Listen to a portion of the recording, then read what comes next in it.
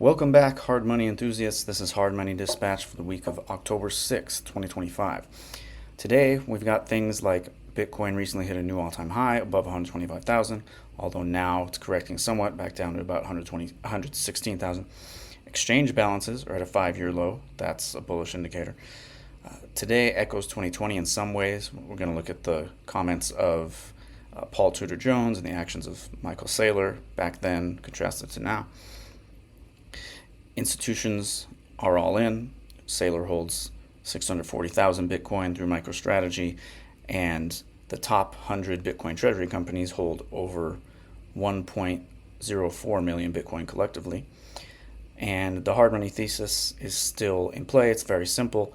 Scarce, desirable assets will continue to appreciate all the way to $1 million Bitcoin and beyond.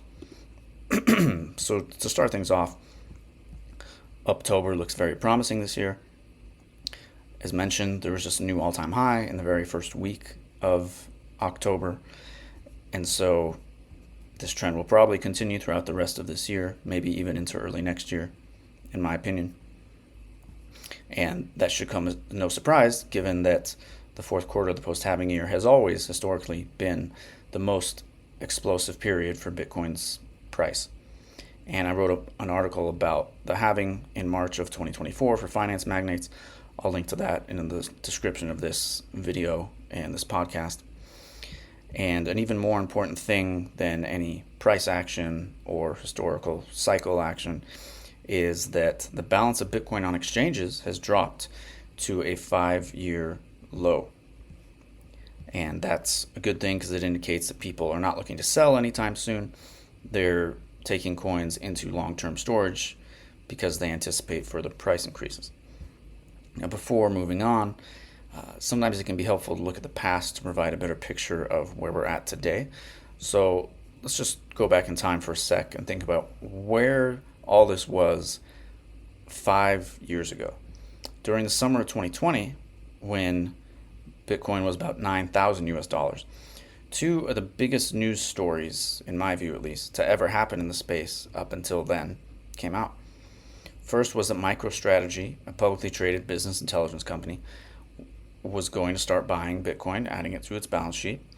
And the second was that Paul Tudor Jones, a famous billionaire investor, hedge fund manager, appeared on mainstream financial news and said that a great monetary inflation was coming and that investors should want to be on the fastest horse in the race, which, in his opinion, is Bitcoin. And he announced he was going to allocate about 1% to 2% of his portfolio to Bitcoin. I'm pretty sure he's increased that ever since to 4 or 5%, but I could be wrong. Fact check me there. And at the time, this seemed like a great validation for the thesis that a lot of people had been trying to shout from the rooftops for many years before that Bitcoin was an unbelievable once-in-a-generation, maybe once-in-a-century opportunity to preserve purchasing power amidst the inflationary policies of central banks. Of course, it became a lot clearer.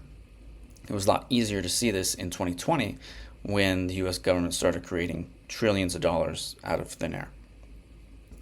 And that was about the time that then CEO of MicroStrategy, Michael Saylor, who actually denied Bitcoin's utility years before. There's a famous tweet from 2013, him saying Bitcoin was likely to fail. He didn't see the value in it, something to that effect. To then just 7 years later in 2020 saying that his company was sitting on a melting ice cube, and that ice cube was cash that was constantly losing value. And when he saw 40% of the money supply just created in 1 year, he realized he had to do something, and that converting cash to Bitcoin was the only hope his company had to survive. In fact, he even started a website called hope.com, claiming that Bitcoin is hope for 8 billion people who previously had no way to escape the theft of their labor through inflation. And he's also said it gives property rights to 8 billion people, and hope.com is a great site. I highly recommend it. So going back to the present, in October 2025, here we are 5 years later. Now Saylor's accumulated 640,000 Bitcoin, which is well over 2% of the total supply, even if you don't account for all the coins that have been lost. And this has sparked a gold rush of sorts among a long and growing list of what's now called Bitcoin treasury companies. The top 100 of them hold over 1 million Bitcoin. And also, similar to 2020, Paul Tudor Jones again appeared on CNBC saying that the current bull market still has room to run. Here's a quote from Cointelegraph. They say, billionaire investor Paul Tudor Jones said U.S. financial markets are far from a bubble and points to the U.S. government's growing fiscal crisis as a catalyst for risk-on assets, including Bitcoin. Tudor's main thesis relies on loose monetary policies, retail flows, and speculation.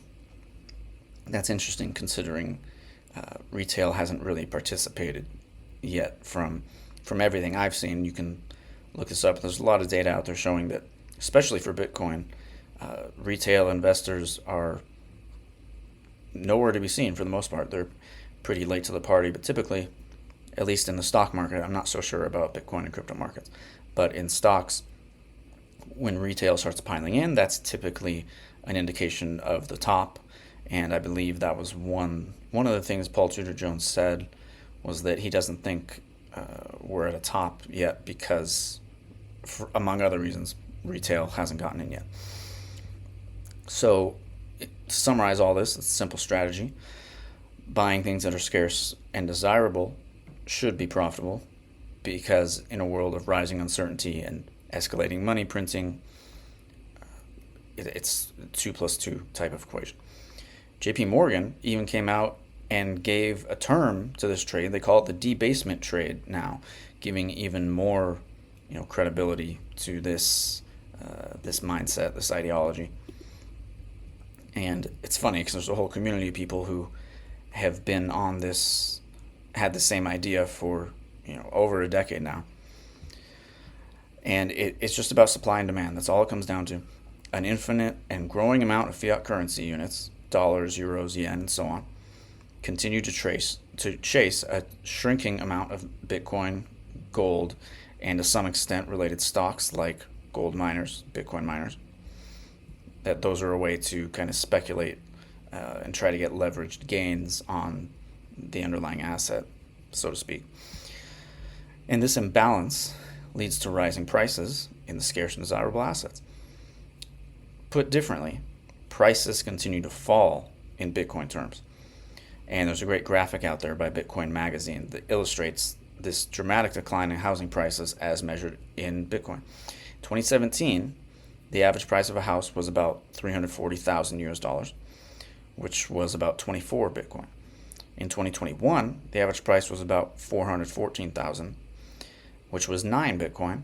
And today in 2025, the average price is about $411,000, and that's equivalent to about 3 Bitcoin.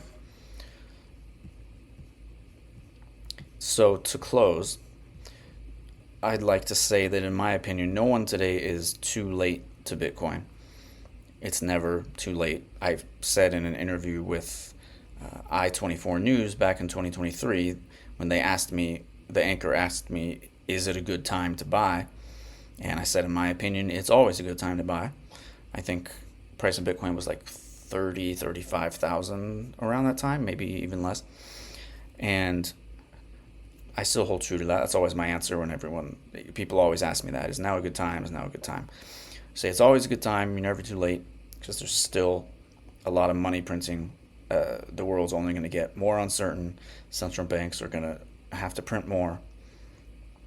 And even that aside, it's just great to have some control over your own value and wealth and currency to be able to hold it in a way that's unconfiscatable, be able to spend it as you wish anywhere in the world for very low cost and very fast. So just want to make clear that the value of Bitcoin is not simply monetary, it's also freedom and sovereignty oriented. And I actually have a free report on that, on the 3 monetary problems that Bitcoin solves in a way that nothing else has, nothing else can. And I'll link to that in the description too if you want to download that free report. And going back to the price, the opportunity to front run Wall Street may have passed in January 2024 when the first Bitcoin ETFs were approved. But as of today, the price of Bitcoin has only roughly tripled since then in US dollars, which is not really that big a move by Bitcoin standards. So all odds are that there's still a lot of room to run. And Bitcoin's currently the 7th largest asset in the world. It will one day be the largest asset. There's no way it won't, because to go from 0 to 7th largest asset in only 16 and a half years or so, that's unbelievable. And it will definitely be less than 16, 17 years before it hits number one. Michael Saylor said he thinks it'll happen in the next 48 months. I think that was about 6 months ago. So he's talking less than 4 years.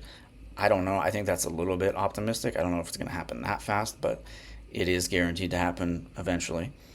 And that would mean that Bitcoin will eclipse gold's market cap of over 20 trillion, because Bitcoin's not only a superior store of value with a fixed supply limit, also a much better medium of exchange. And that implies a price of over $1 million US per Bitcoin. And even beyond that point, there's hundreds of trillions worth of financial capital in the world, and a lot more than that in debts. And a significant portion of that capital will eventually find its way into Bitcoin as more and more people begin to understand this hard money thesis that I've just described. So something to keep in mind going forward.